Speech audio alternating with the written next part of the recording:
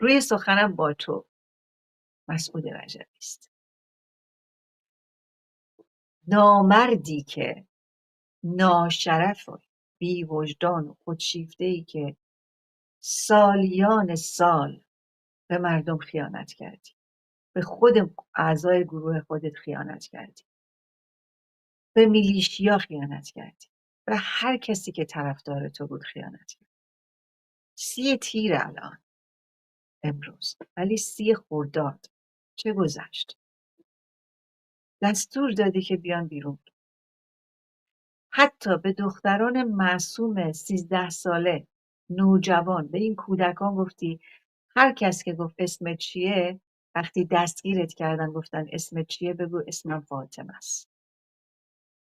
و بسیاری از این عزیزان، از این کودکان معصوم که دستگیر شدن، بعد از کلی شکنجه های وحشیانه این آدمخوارها و در کنارش تجاوز به این کودکان و بعد تیربارونشون، نگفتن اسممون چیست. به تو گوش کردند، به تو ناشرف گوش کردند. از اون زمان شستشو مغزی دادی. کودک و نوجوان و جوان، چه جوانهایی رو تو به کشتن دادی، به شکنجه. 30 خرداد چه فاجعه ای شد. اما تو اون بنی صدر ناشرف مثل آب خوردن فرار کردی.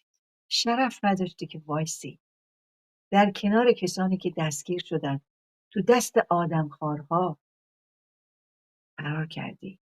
رفتی پاریس، ای داماد همیشه در هجله، رفتی در پاریس و با دختر 17 ساله بنی صدر ازدواج کردی.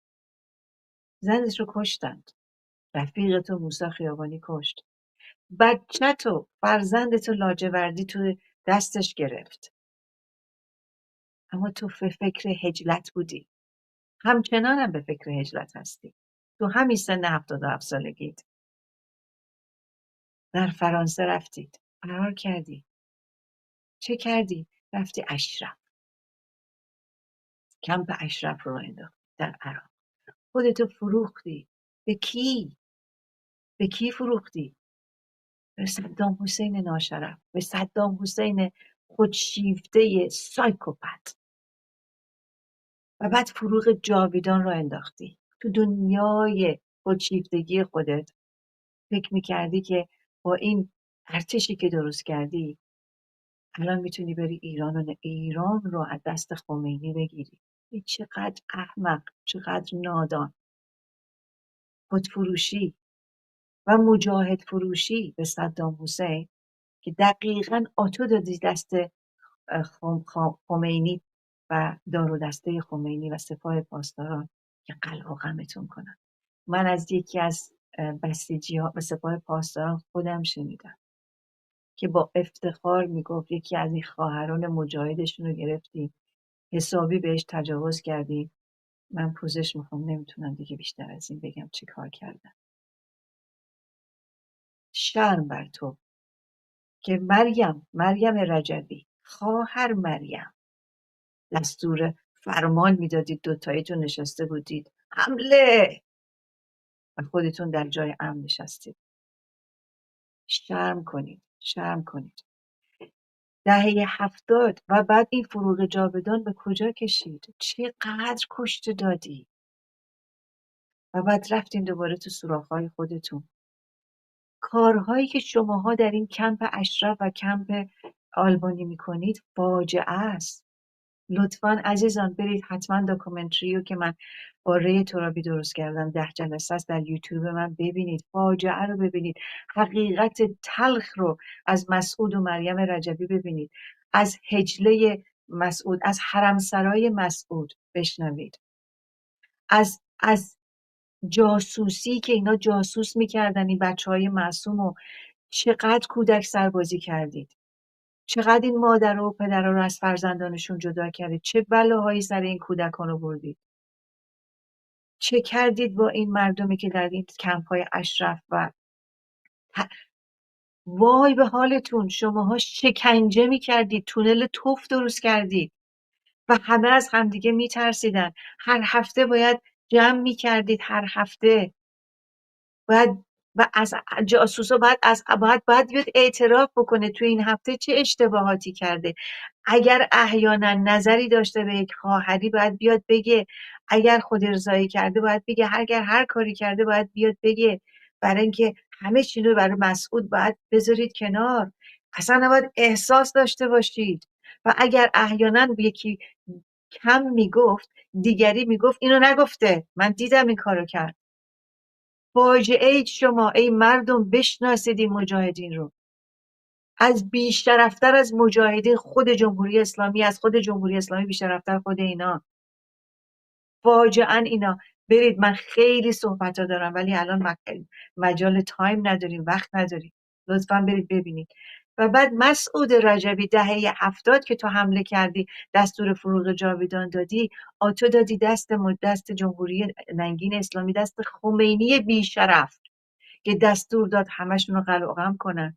از چپ و از مجاهدین چقدر کشته دادی، چقدر اعدام، بعضیاشون قرار بود آزاد بشن، ای ناشرف. چقدر برادران و خواهران مجاهد تو به کشتن دادی در همون زمانی که همین میر حسین موسوی بیشرف نخست وزیر بود. و حالا اومدی با وقاحت تمام مسعود رجبی بیشرف دست تو دست میرحسین موسوی گذاشتی، میگی بعد از میرحسین موسوی حمایت کنی؟ خجالت نمیکشی تو؟ مجاهدینی که همچنان همراهش هستید، بیدار شید. بدونید که اینا چه کردن با عزیزان شماها و با خود شماها رو رباط کردن در اون کمپ. مریم رجبی، خجالت بکش که حرمسرا برای به اصطلاح شوهر درست کردی و این ازدواج ایدئولوژی درست کردی. ابریشم چی، خجالت بکش. مردم بیزارن از شماها. اما حالا اومدی دست تو دست قاتلان رفق دوستان خودت، قاتلان برادران و خواهرانی که خودت باعث شدی آتو دادی به خمینی، دست تو دست قاتلان گذاشتید همتون، تک تک شماها. مهدی گلرو، محمد منظرپور که داری میگی حمایت کنید، در اون 12 روزه اومدی میگی حمایت کنید از اه، از سپاه پاسداران، حمایت کنید از قاتلان. و بعدش هم روشنگران اسلامی، روشنگران مذهبی، روشنفکران مذهبی مثل دباغ‌ها و کدیور و خانم صدیقه خانم. خجالت بکشید. حالا اومدید ببین انقدر بدبختید، انقدر رذلید. مسعود رجبی و مریم رجبی که رهبر و رئیس جمهور، 35 سال رئیس جمهور واسه خودتون انتخاب کردین بدونی که از ملت فراخوانی بخواین، از مردم بخواین. ببینید که مردم، یعنی این دیکتاتوری. و بعد انقدر بدبخت و بیچاره اید، انقدر خودتون میدانید که حتی حاضر نشدید بیاید مریم رو بذارید به اصطلاح رهبرتون. میرحسین موسوی قاتل جنایتکار که از دوران طلایی خمینی صحبت میکنه و داره دفاع میکنه. رفراندوم، آخه بی شرفا، رفراندوم اگر الان باشه که همش تقلبی میشه. برای اینکه میدونید اگر رفراندوم بشه تقلب میکنیم. از شاهزاده رای نیورده، به پادشاهی خواهی رای نیورده. به قول خودتون انشاءالله همتون هم مسلمونین دیگه، اون کمونیستاتون هم شیعه مسلمونه، شیعه کمونیسته.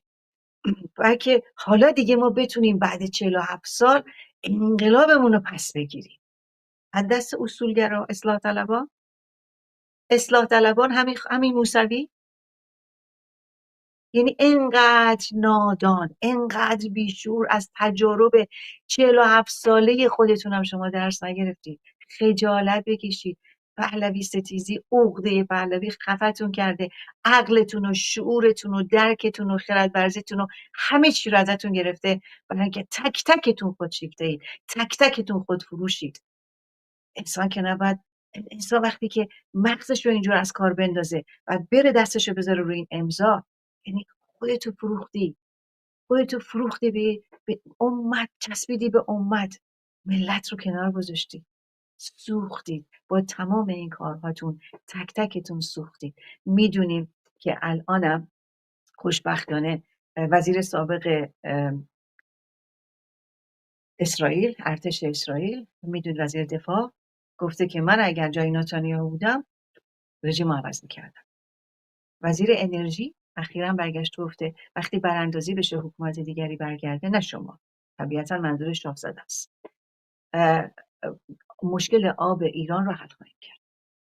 میدونین که اسرائیل که از بزرگترین کشور، بهترین کشوریه که در کشوری که آب نیست بهترین روش آبرسانی رو شکل داد.